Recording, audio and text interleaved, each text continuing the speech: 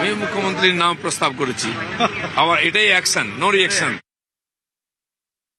অভিনন্দন শুভেন্দু দাকে। এবং এই বিজয় শুধুমাত্র আজকে ভারতীয় জনতা পার্টির বিজয় নয়, ভারতীয় জনতা পার্টির মানে যত কার্যকর্তা আছে, বাংলার যত নিপীড়িত জনগণ আছে, তাদের সবার বিজয়, মাননীয় প্রধানমন্ত্রী নরেন্দ্র মোদীর বিজয়, তার নীতির বিজয়, তার ডেভেলপমেন্টের বিজয়, তার ভিশনের বিজয়।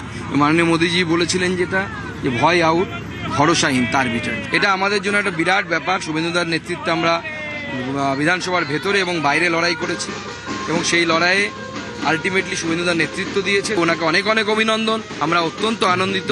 এবার বাংলা এবং তার সাথে কেন্দ্র দু জায়গায় ডবল ইঞ্জিন সরকার উন্নয়ন পাক।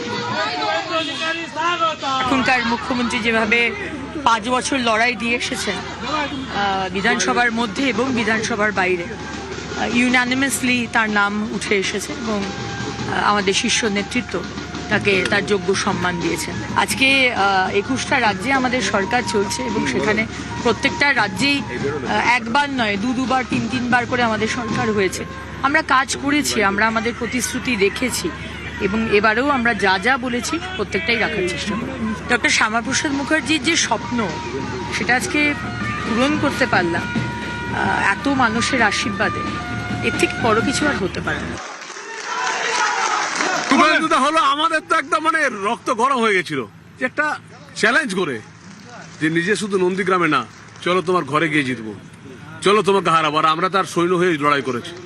শুভেন্দু তো মাথার উপরে ছিল এইবার, আর আমরা লড়াই করেছি। আর দিল্লির নেতৃত্ব আমাদেরকে পুরো কিভাবে জিতবো তার সুনীল বনসাল এবং ভূপেন্দ্র যাদব যে আমাদের রাস্তা দেখিয়েছেন। আর আমরা এটা সফলতা পেয়েছি মানুষের আশীর্বাদে। খুব আনন্দের খবর, খুব আনন্দের।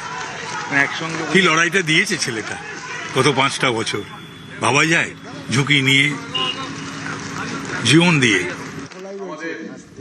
কেন্দ্রীয় নেতৃত্ব থেকে শুভেচ্ছা অভিনন্দন, মোদির কাছ থেকেও শুভেচ্ছা অভিনন্দন। অমিত শাহ কি জানালেন বাংলার মুখ্যমন্ত্রী শুভেন্দু অধিকারীকে দেখুন। नरेंद्र मोदी जी की ओर से, हमारे पार्टी के राष्ट्रीय अध्यक्ष नितिन नवीन जी की ओर से, और भारतीय जनता पार्टी के करोड़ों कार्यकर्ताओं की ओर से, और शुभेंदु भाई को बहुत बहुत शुभकामनाएं देता हूं कि आप सफल होइए और बंगाल के जनता के पूरी आकांक्षाओं को, आशाओं की पूर्ति का आप माध्यम बनिए। शुभेंदु को मैं लंबे समय से जानता हूं, संघर्षशील व्यक्ति है शुभेंदु जी। एडमिनिस्ट्रेशन को भी देखा है और टीएमसी के दूषणों को भी देखा है। यहाँ पर सुशासन देने में हमारी टीम के साथ शुभेंदु जी सफल होंगे, इसका मुझे पूरा विश्वास है। और उन्होंने जो संघर्ष किया है, वो संघर्ष आज परिणाम लाया है।